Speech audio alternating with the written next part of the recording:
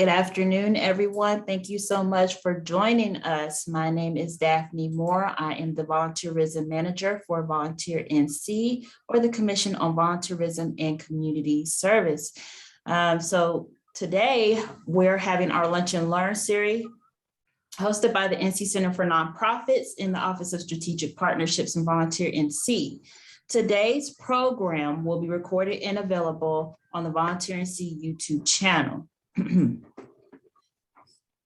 The webinar link, as well as any materials provided by today's speaker, will be emailed to you by tomorrow afternoon, along with a survey and a link to register for our next program. As everyone enters the webinar, please ensure that your microphone is muted. Please enter your name and the name of the organization you're with as you enter the Zoom, and make sure to place your questions in a chat box and I will read them out. Today's guest speaker, Alec Lawson, will present today's topic, Diversifying Volunteer Programs. But before we begin, I'd like to introduce our special guest before we start the webinar. Alec Lawson is a Baltimore-based consultant for all things access, volunteer, and front of house. He has worked in nonprofits for 12 years and consulting at many organizations throughout Mid-Atlantic. He has spoken at many conferences nationally and internationally and offers training in cultural competency and accessibility practices. He is a regular presenter and attendee at the Leadership Exchange in Arts and Disabilities hosted by the Kennedy Center. So Alec, thank you so much for facilitating this important topic today, and the floor is yours.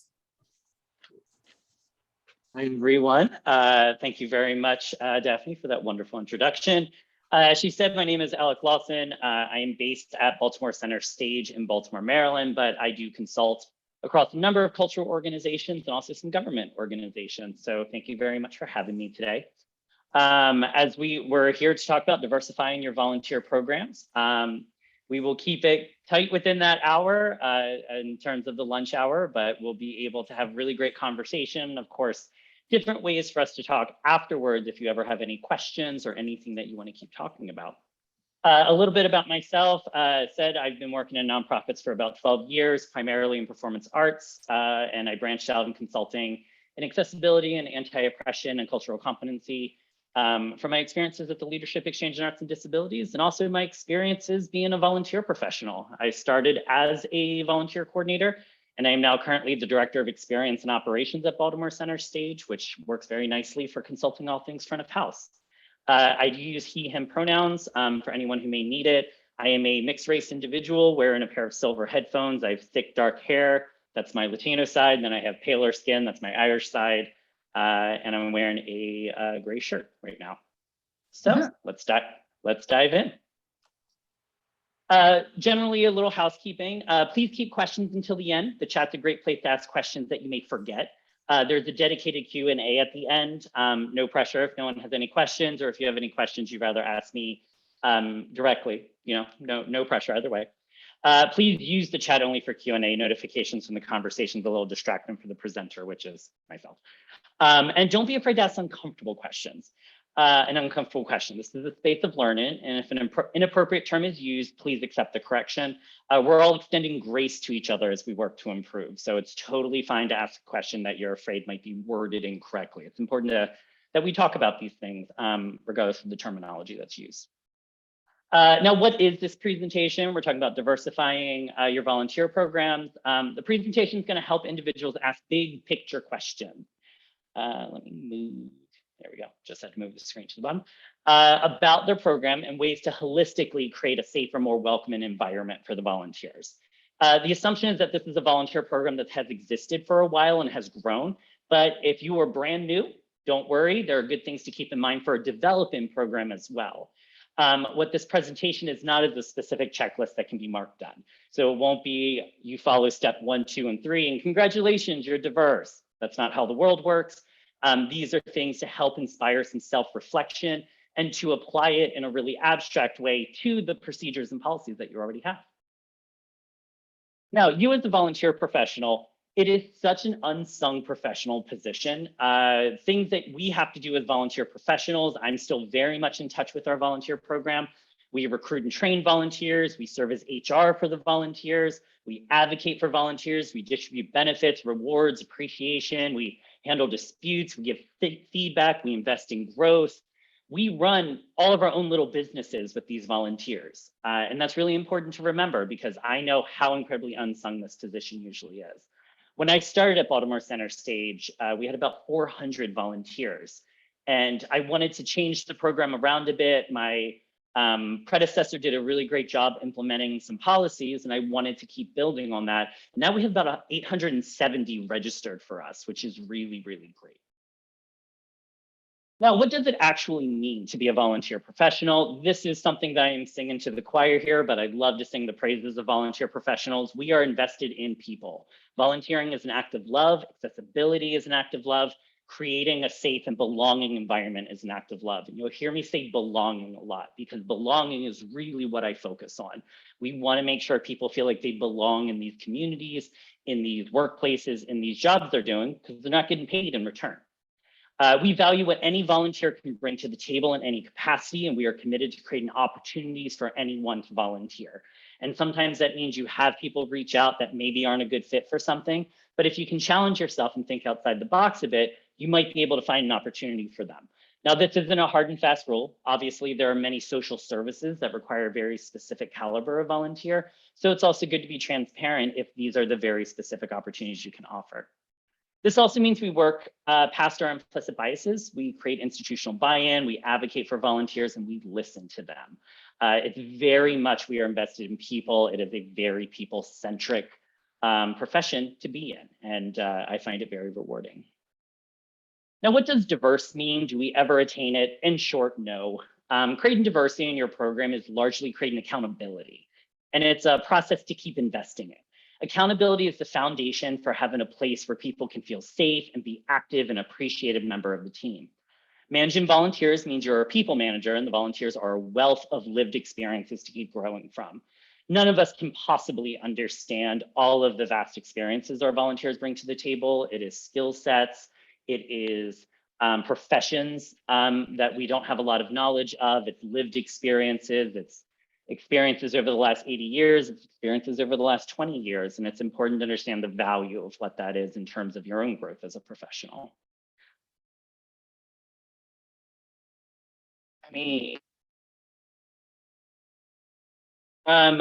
Does my volunteer program, so these are overall important questions to ask about your program. Does my volunteer program represent the community at large? This is not about your customers, your guests, your patrons, but the area in which your nonprofit serves. It should reflect the demographics of your area. Do I have a volunteer manual that clearly outlines accessibility, anti-racism, and anti-oppression with accountability attached? Accountability can mean teachable moments, but it's also what's a fireable offense. I am a deep lover of volunteers. They are wonderful people. Anyone who chooses to volunteer is so well appreciated. But I always seem to run into other professionals that are like, how do you fire a volunteer? They're not getting paid by you. And it's important that you have instances that people understand what is acceptable behavior and what's not acceptable behavior. Do I have a system to report grievances? Do the volunteers feel they can safely report something and can do so quickly and clearly? When you're looking to create accountability within your program, you might be working with a volunteer that you don't see again for 2 months. And it's not the same thing as managing a staff member that you typically see on a much more regular basis. So it's important that when you do have a situation to handle, that you handle it quickly and clearly, and that they understand the best way to proceed forward with the organization. Do I work with everyone who works with volunteers so they understand the policies? Do they know who to talk to if something is witnessed? So this also means for any of you that work in organizations where you recruit volunteers to help another department, or you recruit volunteers to do this, do the people who are working very closely with the volunteers understand the expectations of both the volunteers and themselves as someone who is interacting with them? Do the volunteers have someone to talk to in the event that there's a conflict? Do the employees have someone to talk to in the case that the volunteer says something or does something that is against the policy? So you want to make sure that you are thinking about it from a very structural and systematic way, that everyone feels properly supported and that there's an understanding of who to talk to if something goes awry. Now, starting at the beginning, we're just going to go over a couple of different phases, really good questions to ask yourself in terms of the volunteer onboarding process. So an application process, I'm assuming a lot of people have an application in order to volunteer. At Performance Arts, we accept everyone who volunteers, but we have them fill out the application just so that we can get their information into Volgistics. That's our volunteer system of choice. This also means emergency contacts, things like that. So it's an application per se, but it is not an application that we reject. First question, do you require an application? You absolutely should. Do you ask for pronouns and welcome opportunities for people to express how they identify? That very first gate is their first experience with your program, and you want to make sure that you're as welcoming and open as possible for people to express how they identify. Do you ask for accommodation requests? And I always point out that it's a request. I'm a big accessibility person, but not every request can be met with resources, can't be met within the parameters of the job, but it's important that you have a moment where they ask you. Do you review applications before the orientation?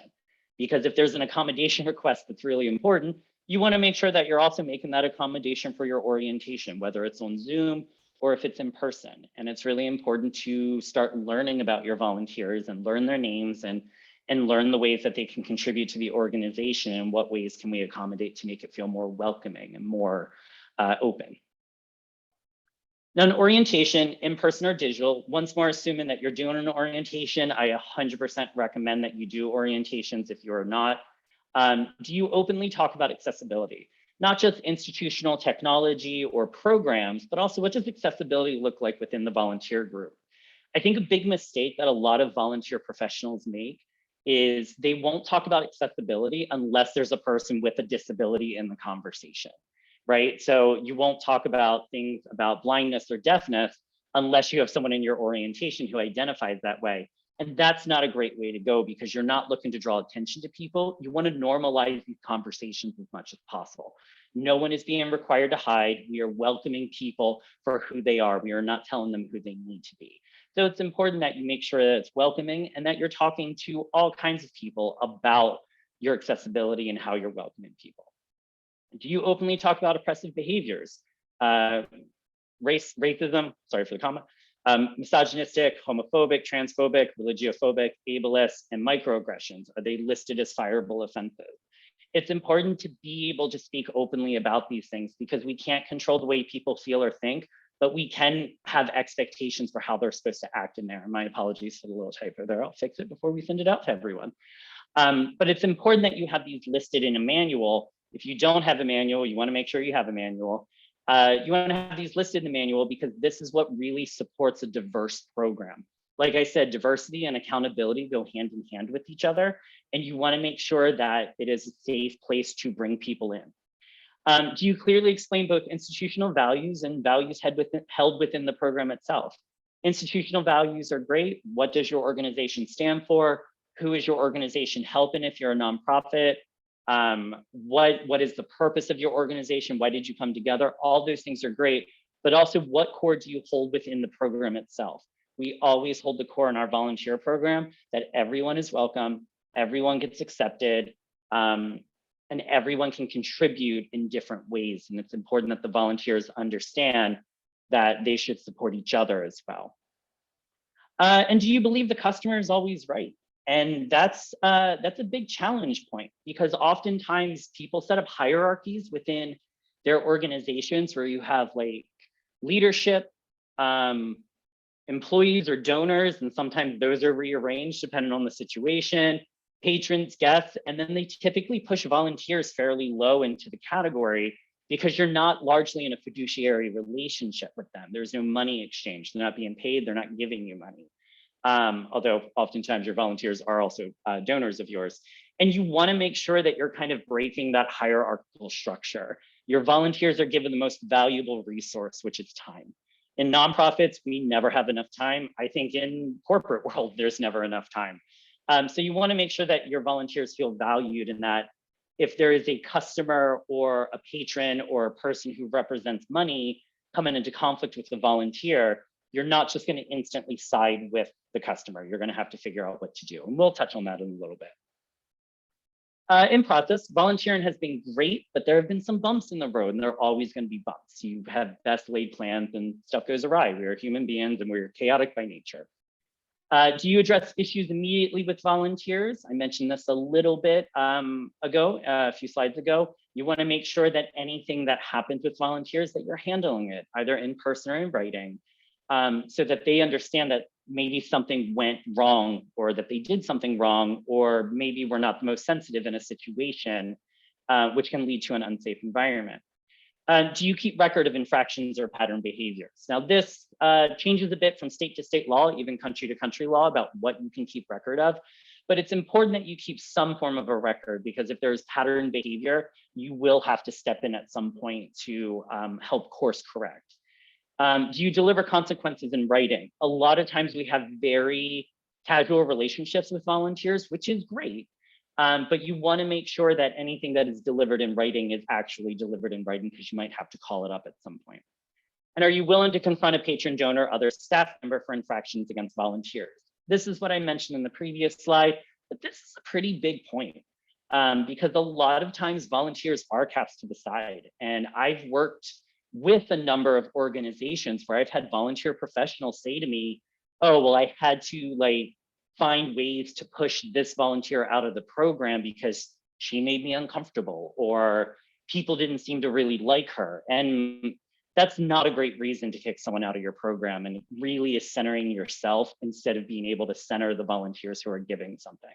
So it's important that you're able to kind of navigate these situations, especially between people who don't work with volunteers and who a volunteer is, because once you lose a volunteer, you're going to have one hell of a time to try to get them back. Volunteer marketing, this is something I always love to point out to people. They talk to each other all the time. Your volunteers have access to countless communities that you will never be able to be close to. How you treat your volunteers makes your marketing job easy or hard. People who feel safe and appreciated and belonging to a space will bring others with them. Now, the reason I always point this out is I spent a lot of years early in my career figuring out budget lines for volunteer marketing and campaigns and things like that. All very useful. It's great to get the word out for things. But then I figured out that developing close relationships with volunteers, being able to learn volunteers' names to make them feel welcome, we often had a lot of referrals coming in. So a volunteer being like, can my friend shadow me? She just wants to see what it's like. Yes, she'll have to submit an application and go to an orientation afterwards, but absolutely, come check it out, see if it's for you. I know how all the other nonprofits in, well, Baltimore definitely, and then some out in Maryland counties operate, because volunteers are very fast to tell me where they have felt disrespected or not welcomed, or they felt like a serial number and they felt interchangeable. And that's not the essence you want to have within your program. I remember there is a performance arts center that is in Baltimore, and they have historically not done super great with their volunteers, as much as the volunteers have a separate entrance that has stairs. So there was a woman who had a boot on, and a temporary injury is protected by ADA. And she wanted to use the front door where the patrons walk. And they told her no. They told her, you are not allowed to use the patron door. And she was like, I can't go upstairs. And so she left, and she never went back into that organization again. And holding that tightly to this group comes from this side and this group comes from this side does not have great cultural roots in our country. And at the same time, you're being so iron-fisted about things, you're actually losing volunteers. And that volunteer was more than happy to tell me, and I assume tell a lot of other volunteer professionals, I got treated this way at this organization. And you want to make sure that you are not on the gossip end of that. You don't want to be the person that they're telling all kinds of people about, because that volunteer could represent 100 potential volunteers for your organization, as she tells her friends, tells communities, tells all of these things, all because they wouldn't let her use the door. And it's not necessary. Now, I like to share a lot of lived experiences. There are things that have carried me through my career that I really learned from. I've been through a lot of anti-racist and anti-oppression training. I've been through a lot of accessibility training. I've lived those experiences as well. But I love to share little scenarios with people because it really gets you thinking. So in one of these lived experiences, the volunteer is helping patrons to their seats for a show. The patrons have food, which we did not allow in the space. This volunteer did tell them food was not allowed, but the patron didn't like the way that they were told. They came out to complain and said, paraphrase, this was about 6 or 7 years ago, it's nice you let volunteers with those issues help out, but it shouldn't be at the expense of the patron, which unfortunately lost her the high ground in our conversation. And in that moment, this was the patron who was bringing 5 people with her to the show. So there was a financial investment on their part, but you start picking out microaggressions that happen within the program, right? And these are things that start making the program feel unsafe, because at least in a theater setting, but I can imagine in quite a few other nonprofits, it's a lot of things are public facing. There's a lot of people around. There are things people hear that happen, and this, sorry, thank you for muting. This volunteer was very good at her job. She did have a lot of anxiety. She did, and she's still a working volunteer with us. And she was also a volunteer who was dismissed from another place because they made her uncomfortable. She made them uncomfortable, which is not a reason to dismiss a volunteer. That's checking internal biases. But she was very good. She was very good at what she did. And unfortunately, this conversation did not resolve in the most desirable way for the patron. And we offered her a refund because she had felt like she was told that she couldn't bring food in there, and she didn't like it because she also had a bag of food with her. It's in these experiences where you want to look at your program in terms of how you diversify it. Do you have policies that, like, you have to make eye contact and smile? And if you have those kind of policies, those are rooted in ableism and misogyny, and you have to be careful about those things. It's really great to focus on what you need done versus how you need it done.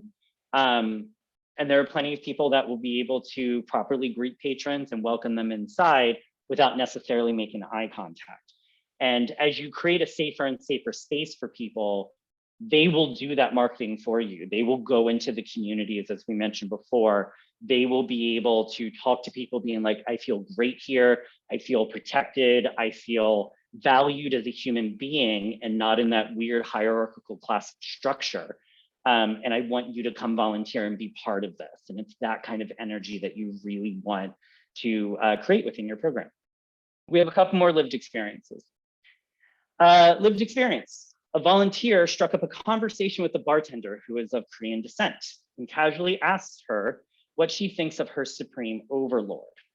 This conversation was in public and within earshot of a number of guests and employees, including myself. Now, this is a moment where a volunteer is actually the one who created an unsafe environment, right? And it was an unsafe environment for an employee who was put on the spot in a position where she couldn't move out of that spot. And that was something that I had to immediately interject with.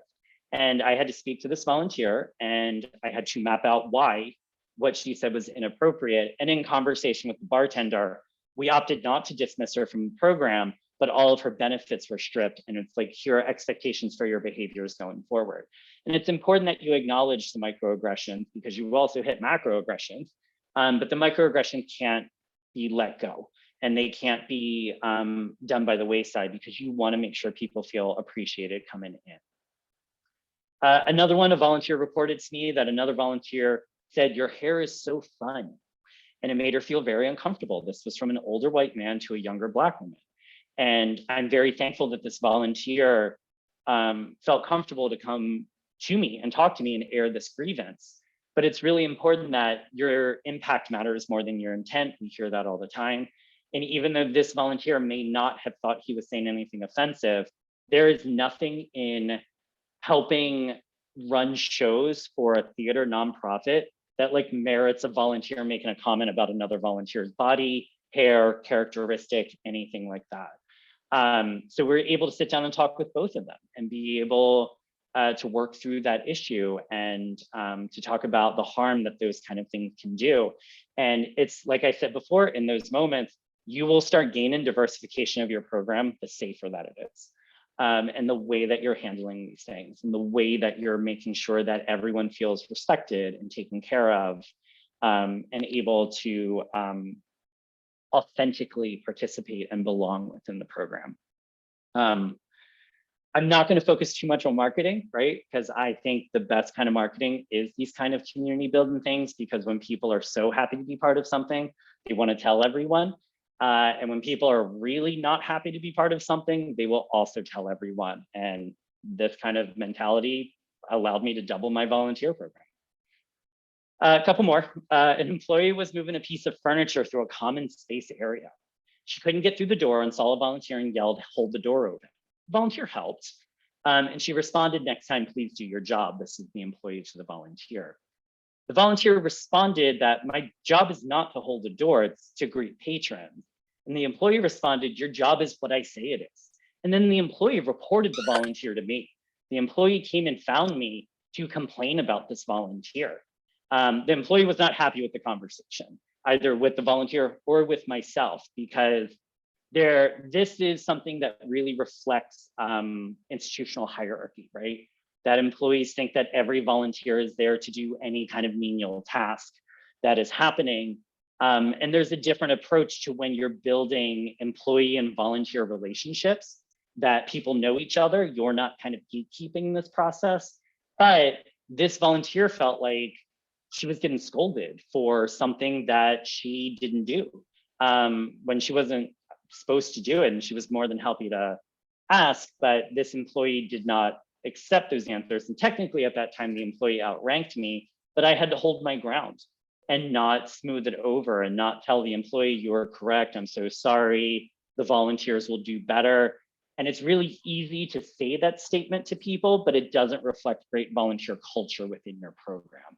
And you want to make sure that you're taking the stands that you need to, that you're following appropriate measures, and that you're talking to everyone involved. I think just as easily, this employee could have come up to me, describe the situation, say they were unhappy, and I had a number of options at my hands, which was either have this conversation with the employee to also point out inappropriate behavior from the employee's part. I could have told the employee, "I'm so sorry, I will talk to her, don't even worry about it." Or I could have just been like, "Yep, you're right, so sorry," and not done anything about it. And those last two options are not great options, because that culture gets picked up upon. People then talk. It's all the same kind of formula that goes across. You want to be able to build a program that people feel comfortable being a part of, and they don't feel like they're going to be yelled at from an employee that they typically don't interact with. Another lived experience, patron wanted to move their seat, which is very easy to do. Any house manager or box office manager can do it with ease. As I said before, a lot of my lived experiences are within theater, but they moved themselves into someone else's seat who came to claim that seat. So they didn't like their seat in the house that they paid for. So they got up and they moved themselves into another section, which was a higher price tiered section, but it's fine. Usually if we're not sold out, we will help people move around so that they're more comfortable.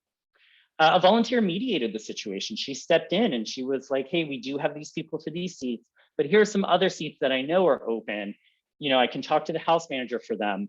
But the original patron did not feel satisfied because they were a donor for a very long time. And I think we all run into donor situations that they feel they should be able to do whatever they want to do because they give X number of dollars to your organization, or they feel like if I give more money than someone else, then I should be able to claim what I want to be able to claim and not have consequences for it. So the patron actually reported the volunteer for being unhelpful to me. She came up to me after the show and talked about the situation and immediately stated this isn't a race thing, very loudly in our lobby. Now the volunteer was Black, this patron was white, and it was a strange comment that was also microaggressions once more. And being able to handle those comments is an important part of our jobs in order to build diversity within our program, because I have to have a conversation with her in this moment. And if I didn't, then there's high chances that this behavior would continue within the walls. And yes, of course, we're appreciative of the money that she gives to the organization. At the same time, we do have to create a program where volunteers can participate. And frankly, this volunteer did so well, stepping up, being able to mediate a situation, We've all had moments where we are working through a volunteer situation or a big project through the organization where you have to be in multiple places at once. And I was really impressed with this volunteer. At the same time, the patron was not. And once more, I was presented with the issues of either appeasing the patron or going up to the volunteer to say you shouldn't have stepped up. But I don't want to have that conversation with the volunteer because I want her to be able to step up. And all of this, like I said, contributes into how do you make your program feel safe and welcoming for people. Another great lived experience. We work with a number of volunteers with autism spectrum disorder. One patron was confused about street parking outside. Not anything the organization owns. We are in the heart of Baltimore City. We do not have a parking garage.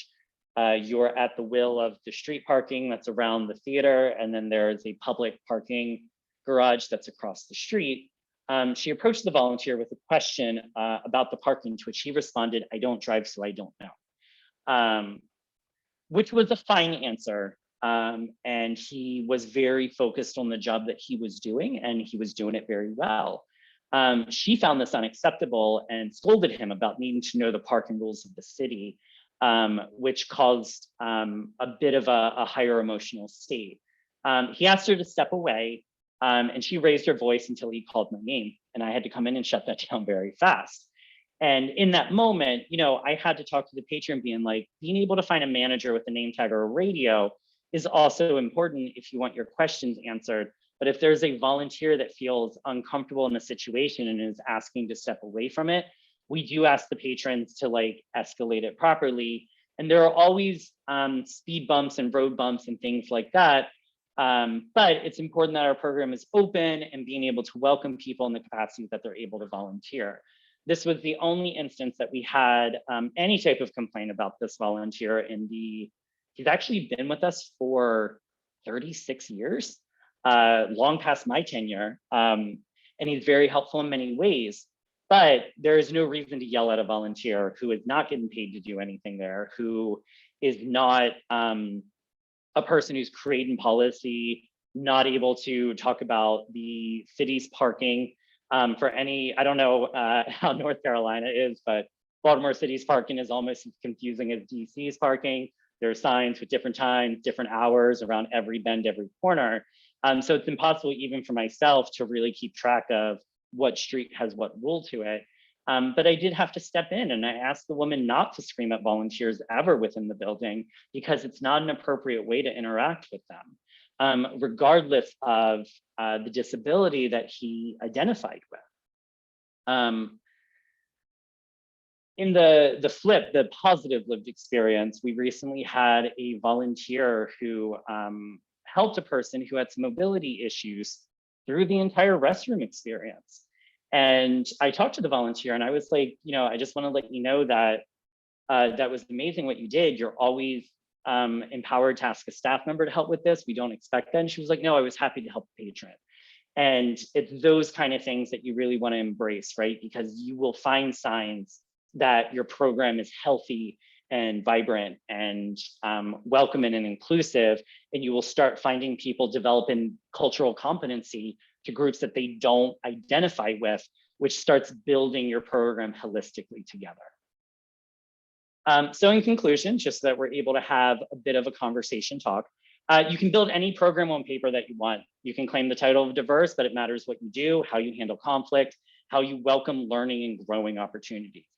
And remember, it's okay to mess up, and it's important to self-reflect and to listen to your volunteers. In terms of listening to the volunteers, I have had amazing experiences with a number of volunteers because I learned very early in my career, figure out which one of your volunteers have been medical professionals, right? They have helped in many situations where we've had medical emergencies at my facility.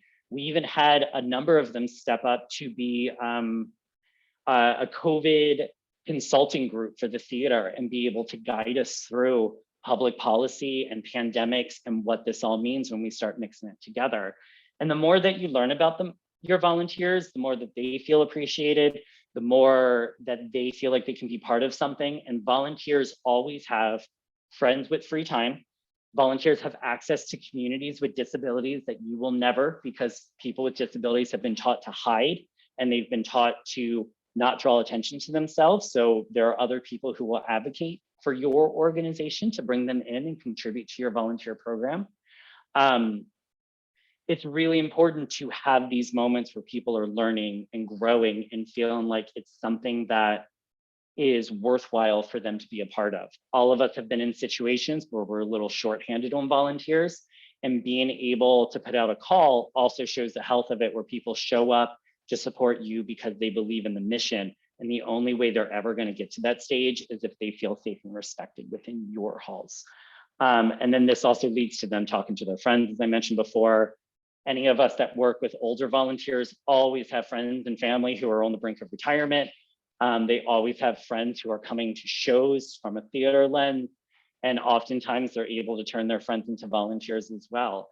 And it really reduces the burden on the volunteer professional if you're allowing the volunteers to be ambassadors throughout communities, to recruit for you, to bring people in, to talk to the volunteers of, hey, we're looking to grow and we're looking to do more things. Do you have friends that are maybe interested in the program?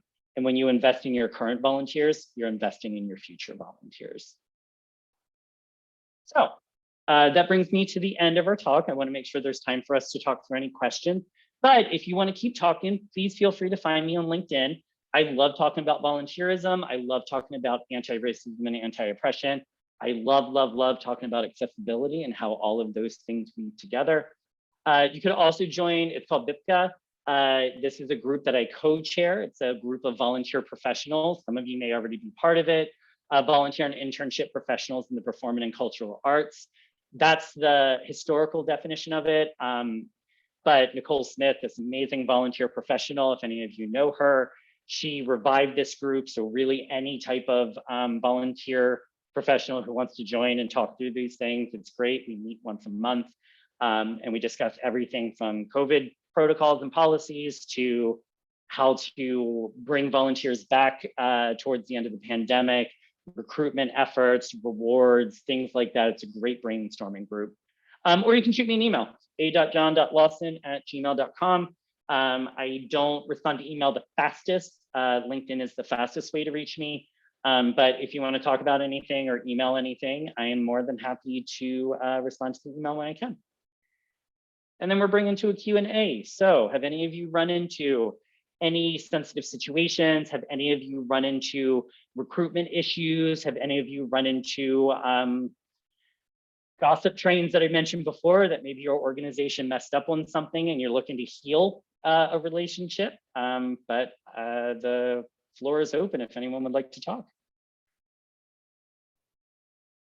I have a question. Earlier hi, my name is Saisa. Earlier you mentioned something about a volunteer manual, like a good base to be able to give volunteers. We have like a very short, brief volunteer manual that I'm looking to revamp. Any tips on where to start with that process? That's a fantastic question. Your volunteer manual is your foundation for everything, truly. The first piece of advice I always have is that your volunteer manual is a living document, right? It is something that you will regularly update, and it is impossible to grab everything because you can't predict everything. So when something happens that maybe doesn't exist in your volunteer manual, it's important that you update your manual and send it out to volunteers. I'm more than happy if you shoot me an email to send you my volunteer manual. It's, I think it's about 6 or 7 pages. It's nothing extensive, but it covers a bunch of different things. And you wanna think about experiences that you've encountered and put them in there. And you also wanna cover very specific things like, you know, these are the designated smoking areas. Don't carry weapons with you. Don't bring valuables in with you. We're not responsible for anything that's lost or stolen.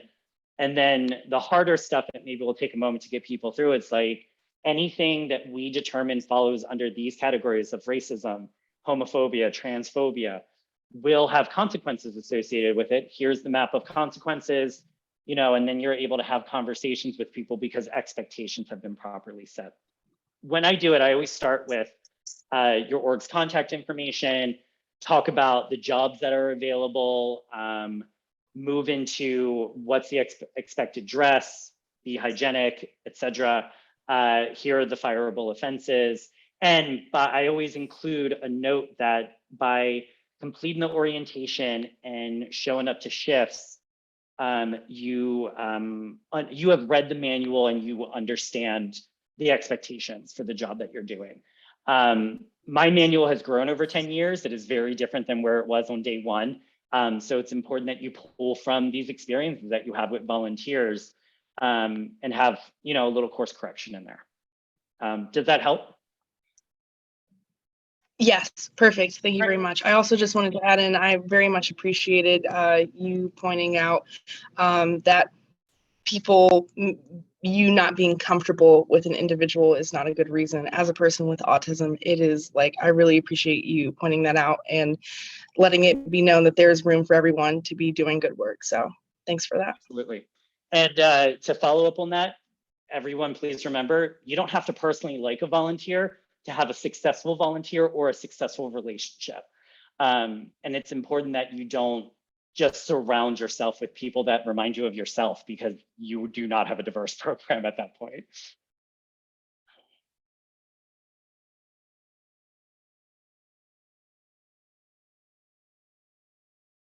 Okay, floor is open. Are there any other kind of burning questions or stories that people want to share, or hurdles that you have to overcome? I would like to ask a question if I could. This is Maria Murray Ryman. We are interested as an organization in diversifying particularly our volunteer board of directors, but also some other volunteer positions as well. I really have two questions. The first one is often on grant applications, I am asked to identify some characteristics of my volunteers, particularly my board members, and I am uncomfortable asking those questions, especially in the era of Zoom. I'm asked things like, do you have board members who do not identify as cisgendered? Do you have board members with mental health challenges? Those are questions that I don't feel are appropriate to ask of volunteers, yet funders seem sometimes to expect that. So I just like your thought about that, about appropriate and inappropriate ways to ask questions of volunteers. And the second question has to do with the type of volunteer that we recruit. We don't recruit forward-facing volunteers. We recruit more back office administrative kinds of volunteers. We don't really have a forward-facing presence. And so I know a lot of what you said had to do with forward-facing volunteers. And so if you have any words about recruitment, retention, and that sort of thing with non-forward-facing volunteers, I'd appreciate you addressing that as well. Thank you. Sure. I'll start with the second question, because that's a much easier question to answer, because I could do a TED talk on the grant funding demographics systems that we all have to encounter. So yeah, a lot of my lived experience is front face, and I've consulted for nonprofits that have back-end volunteers, and a lot of the same things still apply, right? So if you are recruiting volunteers that are working with other people in your organization, it's important that those employees understand what your volunteer program stands for, right? And what are ways that you're able to, if we're looking through the lens of accessibility, be able to have volunteers who can contribute. At the same time, when you're writing up job descriptions, and you should absolutely have job descriptions for any position, any volunteer position. It doesn't need to be a page-long job description. It can be a paragraph, but you should set expectations correctly. I am a firm believer that people do not want to do a job that they are not capable of doing. So it's very important that you are very clear on what the expectations are, but at the same time, creating a welcoming environment. And that takes a lot of time in terms of it can be a pretty intense cultural shift for your organization as you welcome people to come into the organization. In terms of recruitment, can I ask what your industry is, just in a very vague way? We're Women NC. We have a number of programs that are feminist oriented. Great. So yeah, I mean, there are ways to, as your mission is shared around. Do you have a way for people to contact your volunteer office directly, right? Like there are email addresses and phone numbers that lead directly to the volunteer office in a lot of the programs that I consult in and that I work in. But you want to make sure that they're able to talk to a person right away about in what way can they contribute. In terms of back office support, I've talked a little bit about ability. There's job descriptions help a lot because oftentimes volunteers email organizations being like, I'd like to become involved, but I don't know how, I don't know what you do, I don't know how it is. And it's great to put in things that require standing, or is it an outdoor thing? We have a whole fairs and festivals program being in a city, and that means that we have 2-hour shifts that we flip people on and off of, but you're in the heat, we provide water, you're standing, you know, and it's really important to show all of those things. In terms of someone working in like a back office, that's where you want to make sure that cultural competency is happening, not just between you and the volunteer, but also the other people in the office with the volunteers. And it's really good to assure people up front, if there's any concern, anything that happens, please come and talk to me. I will take care of it. It's hard to comment further without knowing specific responsibilities they're doing. So I'm always happy to talk one-on-one with it. But I think for you coming out of the gate really strong, being like, we want to let you know that you're safe here, and here are the actions that we're going to do to make sure that you are, will really help open up a program a bit for diversification. Now, your first question, the demographics of grant funding is incredibly frustrating at times, and it feels offensive.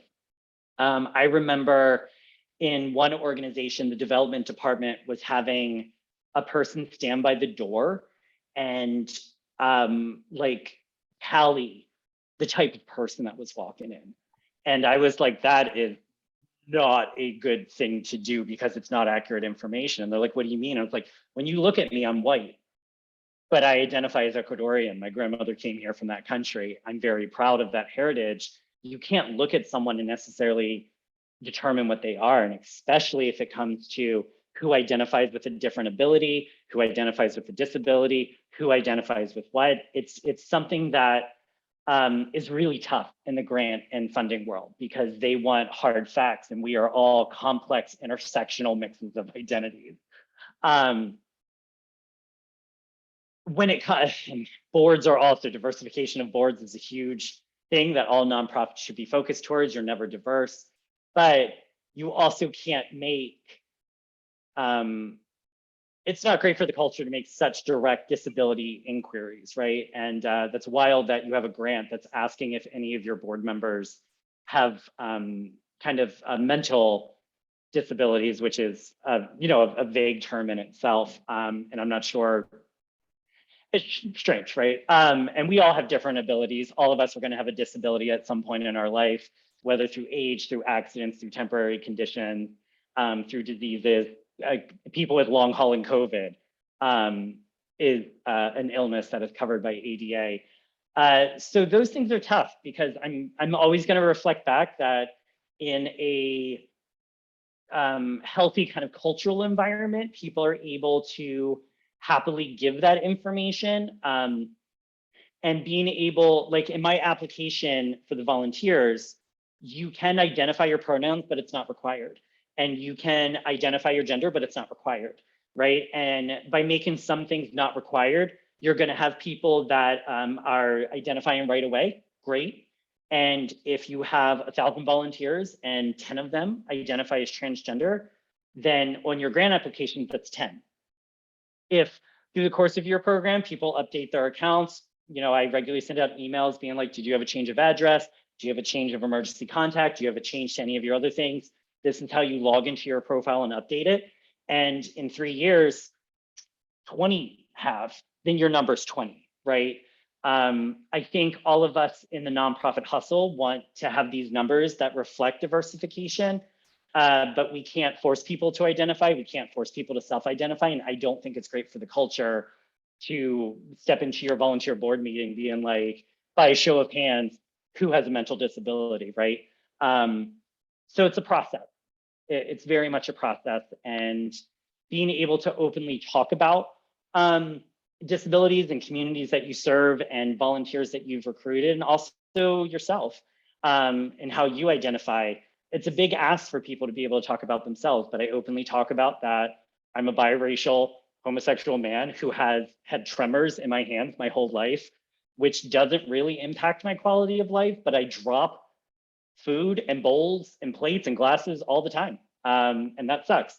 But if I drop something, you know, I'm going to drop some stuff around you all. Sometimes it's good to lead by example in that way. I don't have a great answer for you because I have a lot of ethical disagreements with the way that fundraising and grant reporting happens in terms of demographics. But creating a culture where people feel safe to express those things is a really great first step, and it's just going to take some time. Always happy to talk one-on-one about anything that might be specific or any techniques I can share that maybe can help in those conversations. Thank you. Yep. I hope that helps. The grant thing is really, really tough. It looks like we have a question from Kathy Sander. Do you have suggestions for further resources and training for nonprofit leaders who are newbies? I'm thinking especially help with teaching us how to train up our volunteers. I do certainly finding consultants in the areas that you feel like you need improvement. Ongoing education for volunteers and for volunteer professionals is just as important for any other employee. So you can find anti-racism, anti-oppression, bystander intervention training. I do a number of accessibility trainings. I do trainings for volunteer managers as well. I think, and thank you all for being in this conversation, because I think it's easy to think this conversation was going to be like a marketing conversation, but it's actually a little bit more of volunteer professional development, which is the direction I like to take a lot of my trainings in. You're forming, the group, VIPCA. I had like 3 thoughts at the same time. VIPCA is a great group to join because you'll be in regular conversation with volunteer professionals from all kinds of different levels. None of us went to school for volunteerism studies, right? Like none of us have necessarily been given the tools to succeed. So we often have to find our own. So being in conversation with volunteer groups, there are plenty of Facebook groups, there are plenty of social media groups to just have conversations about what volunteerism means and how to grow it and how to develop. And learning, I knew as a newbie volunteer coordinator coming in, I was an entry-level position. I was hired with 0 experience in managing any type of volunteers, but they took a chance on me. And I sat down with some of our longest volunteers and just had conversations with them to learn about what my predecessors had done and to how maybe have to change things going forward. So I would say connect with volunteers, professionals across the country. VIPCA is a great resource for that. You can employ trainers, myself included. There are many others. If you email me, I'm happy to give you some recommendations for people. And also pull from the knowledge of your volunteers as well. And many of your volunteers have probably managed other people at some point in their life. So they can also give you really great HR tips on how to train people of all kinds of different personalities. It's very funny, when I started volunteer coordinating a decade ago, I always made the joke that like, oh, I think there's probably like 5 or 6 personalities in the world. And then after being a volunteer, after learning as a volunteer professional, I was like, oh, there are hundreds and hundreds of thousands. Like truly everyone is a unique person and brings a really unique perspective to the work that they do. I think we have a hand raised and then also a question in the chat. So let's do the hand raise first, and then we'll do the question from Browning. Hey, Alex. Yeah, I just wanted to let everyone know that the Triangle Nonprofit and Volunteer Leadership Center, we have an ongoing monthly training series that's usually free for nonprofits. We also have a fundraising series too, but those happen every month. And some of the things that you've touched on, we do deep dives on. We also have, there is a North Carolina Association of Volunteer Administrators. It is a professional group dedicated to, guess what? Volunteer administration. But usually in the different areas of the state, there are chapters of that. So here in the Triangle, there's TriAVA. So that's the Triangle Area Volunteer Administrators. They have monthly networking and training sessions, but there's Charlotte has it, the Piedmont has it. So I know this is a statewide call, so there is probably an AVA chapter where you're living. And then the last thing that I wanted to just share with everyone is we have a training grant from the governor's office for nonprofits. It's a training that Points of Light Foundation created, and it is 16 hours of very robust training on how to develop from scratch or an existing volunteer program so that you can transform your organization and the impact that your organization makes in the state. So we've got substantial grants. We've right now got 2 spots left for the session that's going to be coming up in August. It runs from August to October. So you can shoot me an email. It's on our website. My email's kim@thevolunteercenter.org. And so that's, I just wanted to respond to some of that, and I will take my hand down. That's fantastic. And what a great state resource to have, because Maryland does not have that. And you want to be able to learn from your colleagues. The thing is, we all go through trainings and then you learn from real life experience. And this group of people in this room are fantastic resources to figure out something. And I do want to lift up one particular thing that Kim said. Points of Light is a fantastic organization to learn a lot of ins and outs of volunteerism. They do a lot of online conferences. They just wrapped up their in-person conference, and it's a lot of the ins and outs of volunteerism. I will also add that you can usually find pretty solid free seminars in HR. And I definitely encourage all of you to take a couple HR seminars online because it will help you just in terms of managing people, managing expectations, understanding things like documentation and when to step forward and things like that. And we are all HR for volunteers usually. To answer the question from Browning, what's the most appropriate way to respond to the person that indicated it's not about race? So mine and that's a great question. Mine and this woman's conversation, I actually followed up and asked her, why would you bring up race? And she was like, well, I just feel like everything has become about that. So I don't want that to be about this issue. And I was like, the volunteers' race literally has nothing to do with this conversation. You had moved your seat in a way, and I don't understand why that part of the conversation would be brought up. And oftentimes when someone makes that kind of a microaggression, she's trying to connect with me, right? Because she thinks I'm white, and I am white. I'm Latino and white, and I identify both as Irish and Ecuadorian. But that connection does not supersede, that attempted at connection does not supersede making this program super safe for someone. So we discussed that comment for a moment, and then also kind of stood the ground that really the proper way to move your seat is to contact a manager. And we encourage our volunteers to be able to step up and mediate situations as needed. And I told her I was very proud of the work that the volunteer did, which was not an answer she wanted to hear and kind of stormed off, but you let that happen.